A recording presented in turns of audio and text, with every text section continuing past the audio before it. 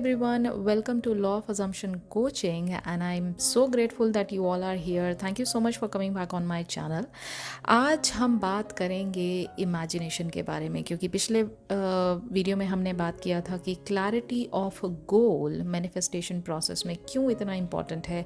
तो आज हम सेकेंड स्टेप के बारे में बात करेंगे कि इमेजिन करना आपके गोल को इतना इम्पॉर्टेंट क्यों है। पूरे के पूरे प्रोसेस में इमेजिनेशन बहुत बड़ा रोल प्ले करता है when it comes down to law of assumption especially, क्योंकि लॉ ऑफ अजम्पशन में कोई भी अजम्पशन को अज्यूम करने के लिए 100% आपको वो एक्सपीरियंस लेना बहुत ज़रूरी है। पहले इन एडवांस जब आप एक डिज़ायर को फुल्ली प्रॉपर तरीके से एक्सपीरियंस करते हैं तो आपको समझ में आता है that yes, this is what I like, this is what I want, and yes, this is what my burning desire is, and I want to manifest this thing, ASAP. उसके लिए पहला स्टेप होता है क्लैरिटी ऑफ गोल, जो कि हमने पिछली video में कवर किया था। अगर आपने पिछली वीडियो अभी नहीं चेक किया है तो please go and check out that video. It's very important video and you are going to learn a lot from that video as well when it comes down to defining the goal in terms of manifesting that goal in your 3D reality. उससे पहले आपको define करना clarity के साथ बहुत ज़रूरी है। तो उसके बाद लेट्स से अब आपने अपना गोल जो है वो डिफाइन कर लिया है, और उस गोल में for example for this videos example let's say आपको जॉब की बहुत ज़्यादा तमन्ना है, बहुत ज़्यादा एक इच्छा है, बहुत ज़्यादा एक डिज़ायर है कि you want to have your desire dream job. तो अब आपको इसको इमेजिन कैसे करना है, तो स्टेप बाय स्टेप प्रोसेस की तरफ चलते हैं। तो जब भी आपको इमेजिन करनी है अपनी डिज़ायर, सबसे पहले एक नाइस क्वाइट स्पॉट को फाइंड आउट करिए। वो कोई भी जगह हो सकती है, आपका घर का कोई कॉर्नर हो सकता है, बेड साइड एरिया हो सकता है, जहाँ पर आपको 100% शांति मिले, जहाँ पर आपको कोई भी डिस्टर्ब करने वाला ना हो for a couple of minutes. अब इस पीरियड में अब आप आराम से बिल्कुल तसल्ली से रिलैक्स होके आप एक जगह पे शांति से बैठ जाइए। आप चाहें तो आप एक मेडिटेशन म्यूज़िक भी लगा सकते हैं। अगर आप चाहें तो long deep breath breathing cycle जो है वो अपना कंट्रोल कर सकते हैं। उसकी टेक्निक 4-8-4-8-4-8 करके आप अगर करना चाहें तो वो कर सकते हैं।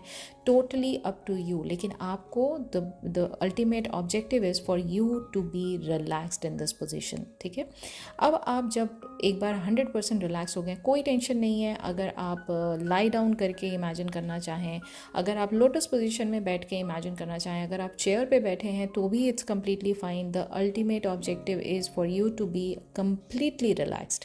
Once you are in that relaxed position, now you close your eyes and now you focus on your breathing cycle. When you are focusing on your breathing cycle, just completely detach with your thoughts. No matter what is coming in your mind, no matter what you are thinking, आपको वो सारी चीज़ें दिमाग में नहीं डालनी है। आपका पूरा focus breathing in and breathing out, breathing in and breathing out, सिर्फ इस पर होना चाहिए। ठीक है, जब आप इस breathing in and breathing out के प्रोसेस में खो चुके हैं, जब आपको 3 मिनट हो चुके हैं ये सब करते हुए, आप महसूस करेंगे कि आपकी बॉडी और आपका माइंड दोनों के दोनों बहुत ज़्यादा रिलैक्स हो चुके हैं। अब इस मोमेंट के बाद आपको इमेजिन करना है अपनी डिज़ायर को। तो यहाँ पर जैसे हमने एग्जाम्पल लिया जॉब का, तो अब आप देखेंगे अपने आप को उस जॉब में, उस ऑफिस में, उस कंपनी में काम करते हुए। ठीक है, आप देख सकते हैं कि आपके कॉलीग्स जो हैं वो आपसे हैंडशेक कर रहे हैं, आपको सुबह सुबह गुड मॉर्निंग बोल रहे हैं। You are listening, if you are already aware of the premises of the office, if you are aware of the colleagues in the same office, अगर आप ये सारी चीज़ों से रूबरू हैं, अगर आप इनको जानते हैं, तो आप इनकी इमेजिनेशन में आपको बिल्कुल भी कोई दिक्कत नहीं होगी, आप इनको इमेजिन कर सकते हैं। लेकिन अगर आप कोई ब्रांड न्यू जॉब मैनिफेस्ट करना चाह रहे हैं, जिसका आपको प्रेमाइसेस नहीं पता है, जिसमें जो कॉलीग्स हैं वो आप उनको नहीं जानते हैं, वहाँ के किसी भी लोग को आप नहीं जानते, but yes you are very much sure कि XYZ ब्रांड में मुझे जाना है, XYZ कंपनी में मुझे जाना है, इस पोजीशन पे जाना है, and this is what my salary is going to be. जब आपको ये बातें क्लियर हो गई हैं तो आपका एंड सीन क्या होगा, हमेशा एंड सीन की तरफ आपको जाके चीज़ों को इमेजिन करना है। तो अब आप ये देख सकते हैं कि you are back at your home after the office and your parents or your family members all are there with you. They are having a sip of coffee and coffee or tea, और जो भी आप उनके साथ evening में लेते हैं चाय या कॉफ़ी, आप उनके साथ बैठ के फैमिली टाइम स्पेंड कर रहे हैं and they are chit chatting with you and telling you how proud they are that you are the manager of XYZ company, how proud they are that now your time is all scheduled, you are earning a good salary। और इस तरह से आप 3-4 dialogues में form करके इस बात को कंफर्म करते हैं इस सीन से कि yes you are working in the same company, that yes you are earning the same amount of salary, and yes you all are including your family, they are all so happy including you। Now the only thing that you need to understand here is when you are imagining, जब भी ये सारी चीज़ें आप law of assumption में रहकर imagine कर रहे हैं तो आपको इसका पहला रूल जो है वो अप्लाई करना है, which is one scene only, which means आपका एंड सीन ऐसा होना चाहिए जो कि डिफाइन कर सके कि यस आपकी डिज़ायर जो है वो फुलफिल हो गई है। अब बात करते हैं सेकेंड इम्पॉर्टेंट रूल की।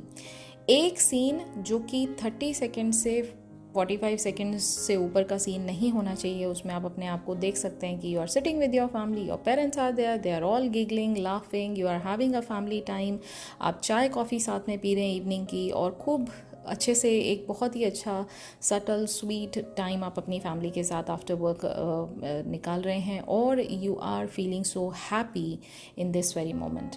Okay, and the third important thing is कि ये आपको देखना है first person point of view के तहत। तो first person point of view का मतलब क्या होता है?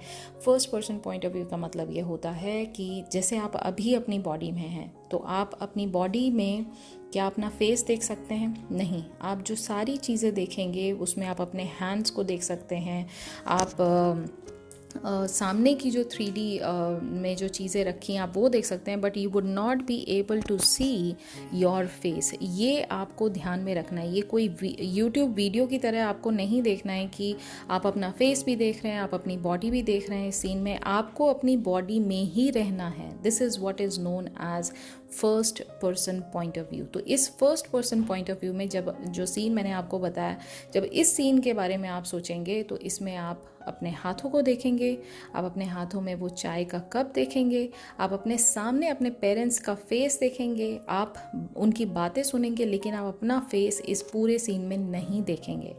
You are only there in the body of yours in this whole scene. Okay, you are not out of your body observing the whole scene. You are in the body and you are within this body enjoying the whole scene.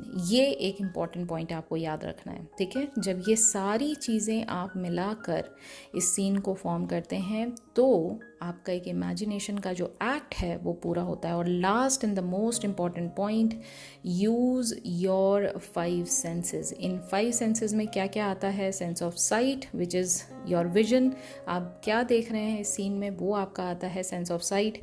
Sense of hearing as in आपके जो parents हैं वो आपके जो भी dialogues वो बोल रहे हैं, जो भी कॉन्वर्सेशन आपके साथ कर रहे हैं उस बात को आप सुन रहे हैं उनकी आवाज़ में, that is sense of hearing. Touch, smell and taste, ये 3 चीज़ें और आती हैं जिसमें टच में आपका जो कॉफ़ी मग है या फिर जो आपका टी कप है वो आप इमेजिन कर सकते हैं। टी में आप टी का अरोमा, अगर टी के शौकीन हैं आप तो टी का अरोमा आप महसूस कर सकते हैं, टी का टेस्ट महसूस कर सकते हैं, and it includes all your 5 senses. So एक जो इम्पॉर्टेंट बात है वो ये है, सिंपल फंडा इज़ जैसा आप 3D में करते हैं, जैसा आप 3D में महसूस करते हैं हर चीज़ को करते वक्त अपनी 5 सेंसेस को यूज़ करके, सेम चीज़ आपको अपनी इमेजिनेशन में भी करना है। तो जब आप इस इमेजिनेशन में अपनी 5 सेंसेस को डाल देते हैं तो there is no difference for your subconscious mind to distinguish between your 3D reality and your imaginal reality, ठीक है? तो इसलिए वो इमेजिनल सीन इतना ज़्यादा रियल लगने लग जाता है सबकॉन्शियस माइंड को कि उसको लगता है कि okay this is what is been repeated and this is the new thing which I am supposed to bring into the 3D world. So इसलिए वो फटाफट से जो 3D रियलिटी क्रिएशन है उस पर्टिकुलर सीन का वो होने लग जाता है। तो ये मैंने आज आपको इस बात का सीक्रेट बता दिया कि राइट वे ऑफ इमेजिनेशन किस तरह से करना चाहिए ताकि आपकी डिज़ायर को आप अच्छे से मैनिफेस्ट कर सको। ठीक है, तो यस, आज की वीडियो बस इतनी ही रहेगी और I hope you like today's video. और अगर आपको पसंद आई है then do not forget to give it a big fat thumbs up. मैं मिलूंगी आपसे बहुत जल्दी अगली वीडियो में। मैंने जैसा प्रॉमिस किया है कि मैं कोशिश कर रही हूँ जल्दी से जल्दी आपको रेगुलर बेसिस पे वीडियो बना के देती रहूँ ताकि आपको मज़ा भी आएगा सीखने में कि हाँ ये एग्जैक्टली कॉन्सेप्ट क्या है। और सबसे बड़ी बात, सीखने के बाद उसको इम्प्लाई करना, उसको इम्प्लीमेंट करना डे टू डे बेसिस में, that is the most important task. So once the entire learning is over then we will understand how to apply this law on day to day basis और कैसे आप अपनी पूरी की पूरी life को transform कर सकते हैं। तो यस, मैं मिलूंगी बहुत जल्दी आपसे नेक्स्ट वीडियो में। तब तक अपना ख्याल रखिए एंड हैप्पी मैनिफेस्टिंग।